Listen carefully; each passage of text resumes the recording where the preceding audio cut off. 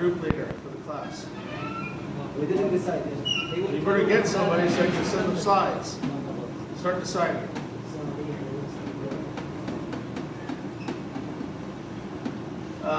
Do you guys have an email list? Yes, yeah.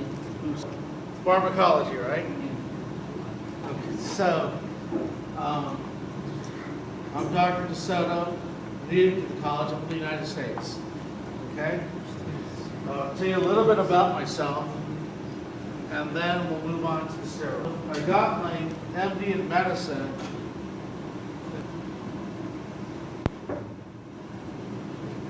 I did my training.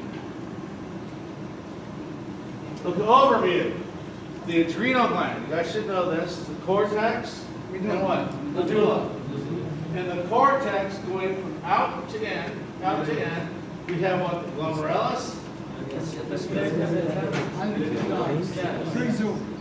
What's the next one? Fasciculatus and reticularis. At the top of the glomerulus, we produce mineral corticosteroids. Aldosterone. Fasciculatus. Cortisol. And then the sex hormones. Okay?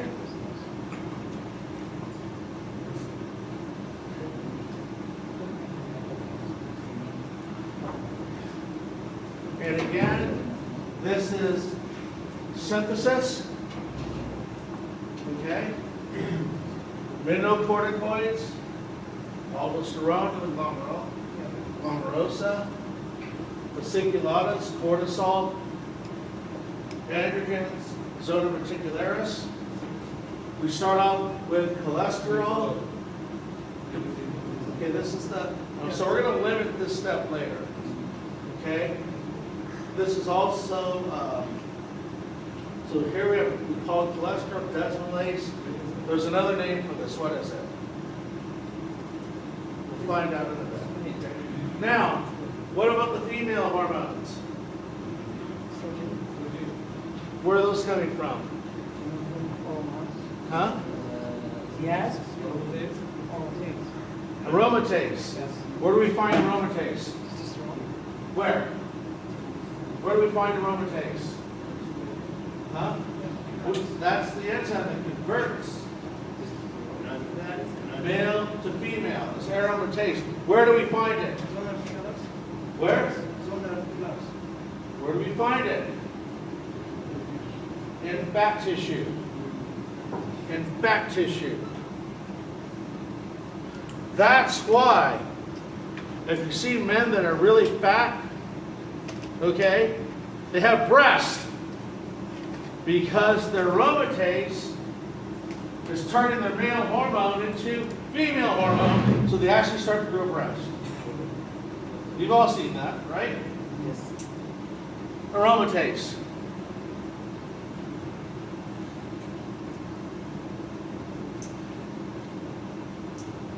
Okay, now, the steroids, whether they're natural or if we give someone a steroid analog, it has to do what? It has to cross the cellular membrane and it binds to the receptor in the cytoplasm.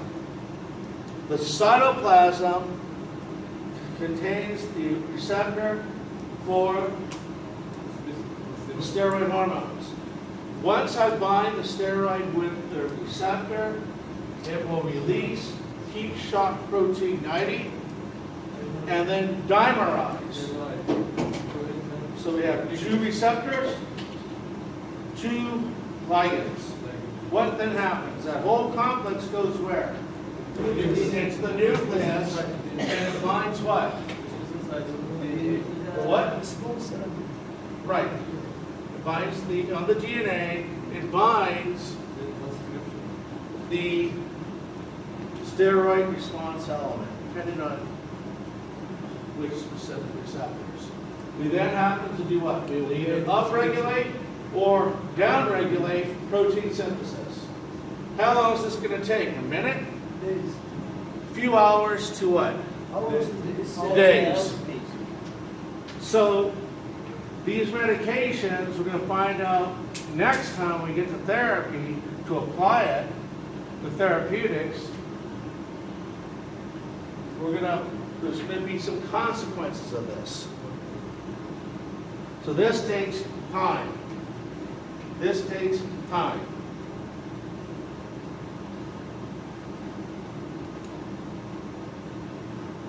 This is a summary of what I just said. The only difference is these receptors are usually attached to heat shock protein 90, and that heat shock protein protects the receptor from being degraded. Okay? Everyone understand the cartoon? Okay? Now, if you don't know, here's when you should speak. Not when you're in the clinic killing my patients. Right? You're late. So it's 100 lashes. Okay. Sorry.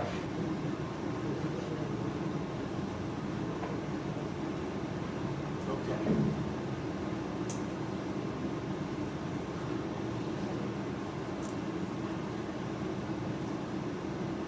Glucocorticoids. Primary function is what? You increase resistance to stress. Okay? It all does is by increasing gluconeogenesis, more glucose, and we break down protein. Okay? So blood glucose levels are going to increase, protein levels increase. Blood pressure will increase a bit. We hear, this is what we're going to use it clinically for, decreasing inflammation and allergic reactions. And it does this by weakening the immune system. And there's going to be different ways that it does this. Okay?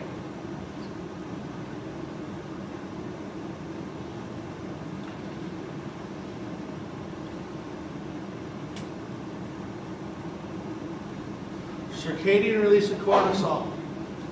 Naturally, your cortisol levels are the highest in the morning, lowest at night.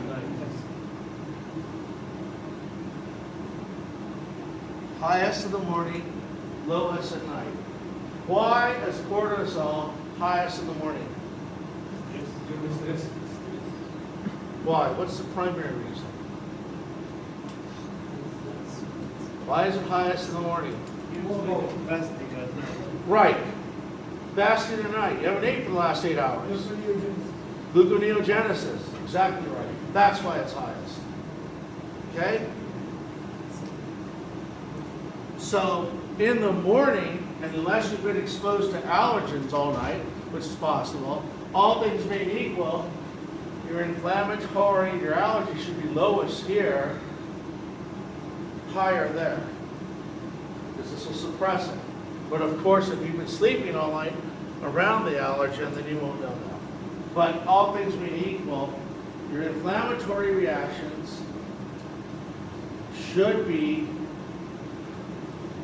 lowest in the morning. These are some of the medications. Beclomethasone, betamethasone, cortisone, dexamethasone, hydroxycortisone, methylprednisolone, prednisone. This is what you will use in pregnancy. Yes. You use it other places, but this is what you will use if you have a pregnant woman. And then triamcinolone. Okay?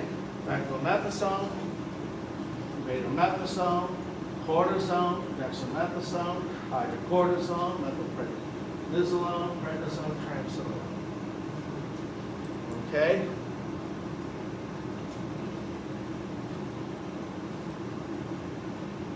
Side effects.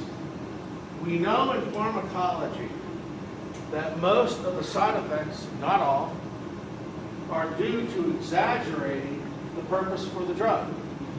So if I have a drug that's going to slow down the heart rate of somebody who's tachycardic, what would be the side effect?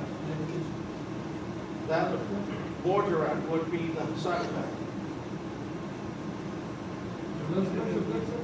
Slowing the heart too much, Yes. right? Which would lead to low blood pressure.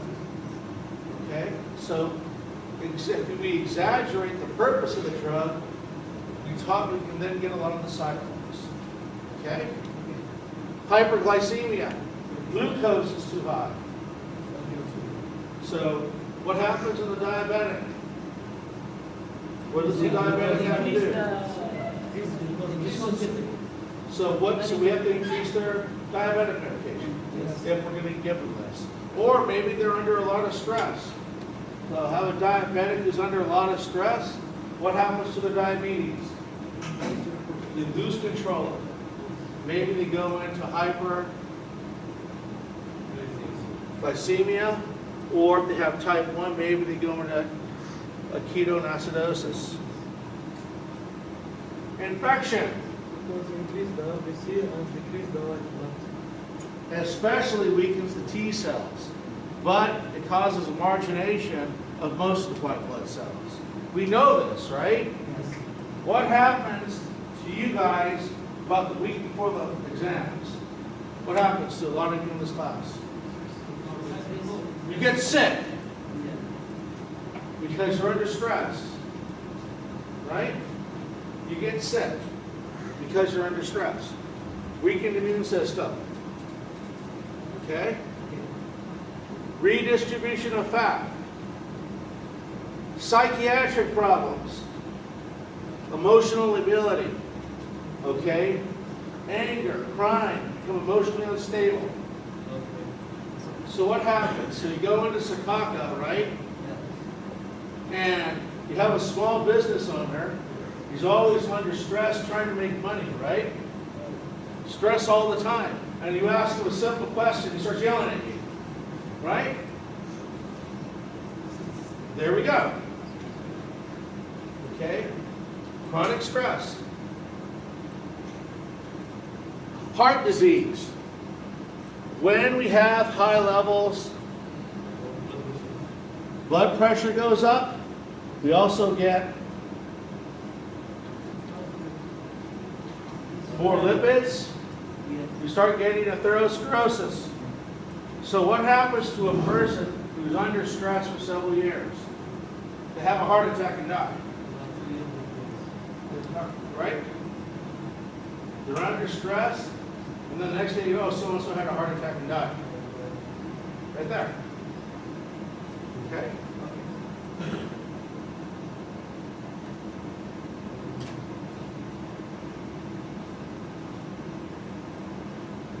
Because of decreased protein, thinning of the skin.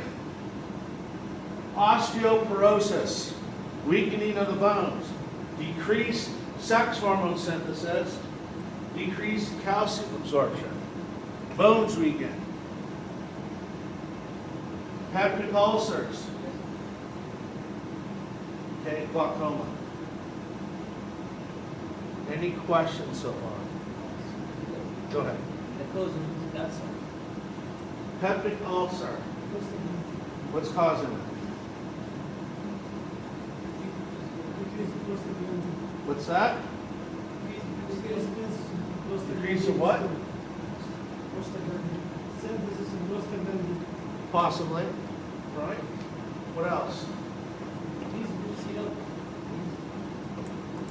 Inhibition of corticosteroid. 98% of gastric ulcers, peptic ulcers, have what? What do they have? Helicobacter pylori infection. What happens when you weaken the immune system? Do those bacteria increase or decrease? Peptic ulcer. Weakening of the immune system. Truth is, it's multifactorial. Okay? 98% of ulcers have Helicobacter pylori bacteria. That's the spirochete. Spirochete. Okay? 98%. Okay. Glaucoma, increased pressure in the eye. High cholesterol levels. Again, weight gain, fluid retention, puffy face, mood swings, anxiety, fatigue. Why do we get increased urination? Why do we get increased urination? We want to get rid of what? Glucose. Right? Fertility problems, excessive thirst goes with excessive urination, changes in sex drive, muscle aches. Why are your muscles aching? Because you're breaking them down. Right? Just like after you go to the gym, muscles ache. You have to break it down and rebuild. Here, you're just breaking it down. Acne, high blood pressure, infections. Okay? I could always tell during the test, in other countries, here the females are behind a screen. But when I could see them, how do I know there's a test? Because they all start breaking out in acne and start growing mustaches. Not like you, but look, I'm serious. They'll start growing hair and getting acne. Right? So many of you have sisters who are in school, look at them before a test. They'll start breaking out in acne. Stress. Stress. Also producing what? Male hormone. So that's when females will start to break out. Okay. Questions? Yes, go ahead. What's that? I mean, these relations like so, and they also take to reabsorb sodium. That big retention.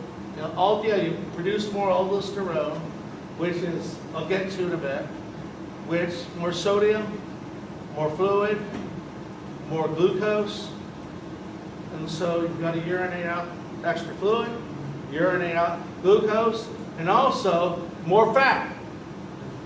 And so your volume gets too high. So there is antagonism action between cortisol and cholesterol. What's that? Antagonist action between cortisol and cholesterol. I can't hear. There is antagonist action between cortisol and cholesterol, and the fluid retention. Cortisol and what? Aldosterone. Oh, aldosterone. Well, what we're going to find out is this. These are glucocorticoids. But most glucocorticoids also have mineralocorticoid properties.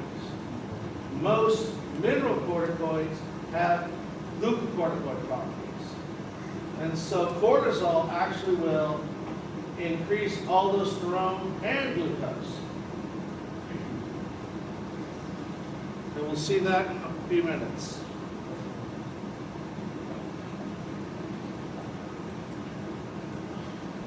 Feedback inhibition. We know that the hypothalamus releases corticotropic releasing hormone. Yes. That acts on the pituitary that releases adrenocorticotropic hormone, which acts on the adrenal cortex to produce cortisol, aldosterone, male hormone. Yes. Now, if I give somebody a steroid hormone, it will inhibit the hypothalamus and the pituitary. Okay? So as you give a person exogenous medication, their internal production of the hormone does what? Goes. Right? You see this sometimes in athletes. So what do the athletes do? They'll cheat. They'll take what? They'll take anabolic steroids.